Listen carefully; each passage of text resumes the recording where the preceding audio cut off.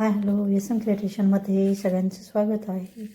तर इथे आपण मिक्स भाजी घेतलेल्या आहेत, मिक्स भाज्या घेतलेल्या आहेत. तर इथे बघू शकता, इथे आहे वांगे, बटाटे, तुरीच्या शेंगा आणि वाटाणे आणि हरभरे, गाजर आणि वालाच्या शेंगा, मटकी आणि टमाटो. तर असाच आपण हे मिक्स भाज्या घेतलेल्या आहेत. तर चला याची भाजी आपण बनवूयात. तर ते कशी बनवायची ते बघूयात आपण. इथे मी बटाटे आणि वांगे असे स्वच्छ धुवून घेतलेले आहेत, धुवून घ्यायचे आहे स्वच्छ. आणि इथे मी शेंगदाणे भाजून घेतलेले आहेत. तर आता हे शेंगदाणे आपण मिक्सरला बारीक करून घ्यायचे. तुम्ही बघू शकता. तर चला आता याच्यामध्ये इथे मी लसूण टाकून घेतलेलं आहे. आणि आता आपण हे वाटण आपण दळून घ्यायचं आहे. आणि हे शेंगदाणे आणि लसूण दळून घ्यायचं आहे मिक्सरला. तर इथे बघू शकता आपण शेंगदाणे आणि लसूण पण असा दळून घेतलेला आहे. तर चला आता ही भाजी कशी बनवायची ते बघूयात.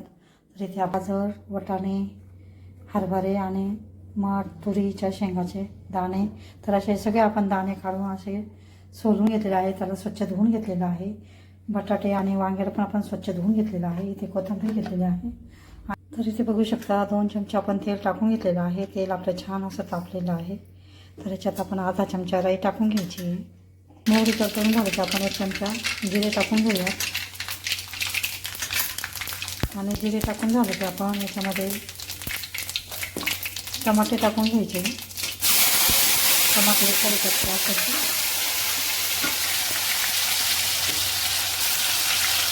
बघू शकता टमाटे परतून झालेलं आहे. आपण 1 वाटी शेंगदाणे घेऊन याच्यात वाटण करून घेतलेलं आहे, हे टाकून घ्यायचं आहे. आणि याला पण छान असं परतून घ्यायचं फोडणीमध्ये करून याच्यात टाकून घ्यायचं आहे. आणि हे छान परतून झालं की आपण त्याच्यामध्ये आता कोथिंबीर टाकून घ्यायची आहे. कोथिंबीरला पण छान असं परतून घ्यायचं फोडणीमध्ये. चमचा हळद टाकून घ्यायची आणि 1.5 चमचा आपण अंबारी मसाला टाकून घ्यायचा आहे. आणि 1.5 चमचा आपण दाल तिखट,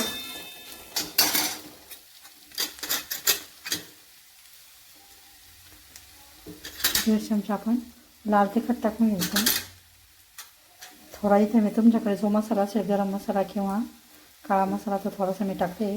इथं माझ्याकडे मालवणी मसाला आहे, तर मी हा अर्धा चमचा टाकते. तर चला याला छान असं परतून घ्यायचं आहे. आपले मसाले परतून झाले की आपण आता याच्यामध्ये पाणी टाकून घेणार आहोत. तर चला त्या याच्यामध्ये आपण तीळ पण टाकून घ्यायची. तीळ पण टाकण्यावर इथं छान परतून घ्यायचे.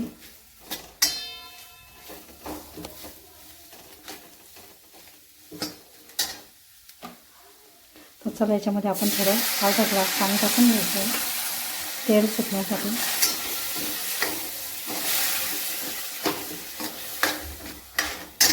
बघू शकता असं छान आपलं फोडणीला असं छान तेल सुटलेलं आहे. तर आता आपण नंतर हे वालाच्या शेंगा, वाटाणे, हरभरे आणि थोडी मटकी, गाजर हे करून टाकायची. इथे हे अशा पद्धतीने मिक्स भाजीमध्ये ज्या आपल्याकडे ज्या भाज्या असतील त्या आपण टाकून करायच्या. फक्त कारलं वगैरे नाही टाकायचं. तर याला फोडणीमध्ये असं छान मिक्स करून घ्यायचं आहे. इथे बघू शकता ह्या अशा पद्धतीने.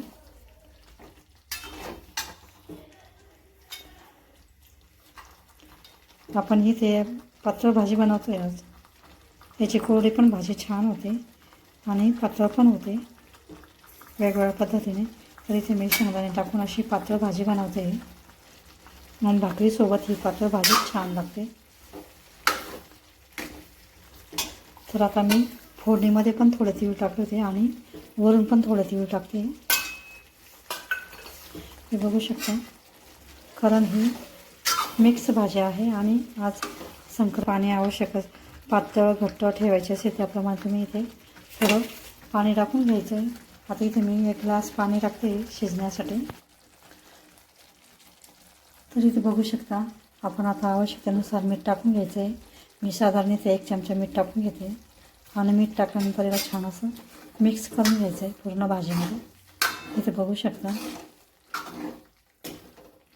आता मिक्स करून झाल्यानंतर आपण आता याच्यामध्ये 1 ग्लास पाणी टाकून घ्यायचं आहे आणि याला छान 10-15 मिनटं छान शिजून घ्यायची आहे. तर अशी छान मिक्स भाजी आपली तयार होते. तर इथे मी आता 1 ग्लास पाणी टाकून घेते शिजण्यासाठी. आता याला शिजून घ्यायची छान. हे वाटाण्याच्या शेंगा किंवा हरभरे वगैरे सगळे आपल्या त्या भाजीमध्ये शिजण्यासाठी आपण इथे 1-2 ग्लास पाणी टाकून घ्यायचं आहे आणि त्याला छान आता शिजवून घ्यायची आहे. तर अशी छान आपली भाजी तयार होते. तर अशा पद्धतीची भाजी तुम्ही पण नक्की करून बघा.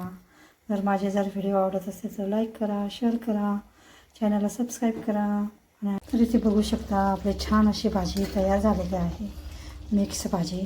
तर अशा पद्धतीची भाजी तुम्ही पण नक्की 10-15-20 मिनटं याला छान शिजवून घ्यायची आणि घट्ट पातळ तुम्ही ज्याप्रमाणे ठेवू शकता त्याप्रमाणे ठेवू शकता. तर मी अशी एवढी घट्ट ठेवलेली आहे. तर अशी छान आपली भाजी तयार झालेली आहे, ते बघू शकता. माझे जर हे व्हिडिओ रेसिपी आवडत असेल तर लाईक करा, शेअर करा, चॅनलला सबस्क्राईब करा. व्हिडिओ बघितल्याबद्दल धन्यवाद. मस्त खा आणि स्वस्त राहा. पुन्हा भेटूया अशाच नवीन व्हिडिओसोबत. तोपर्यंत बाय.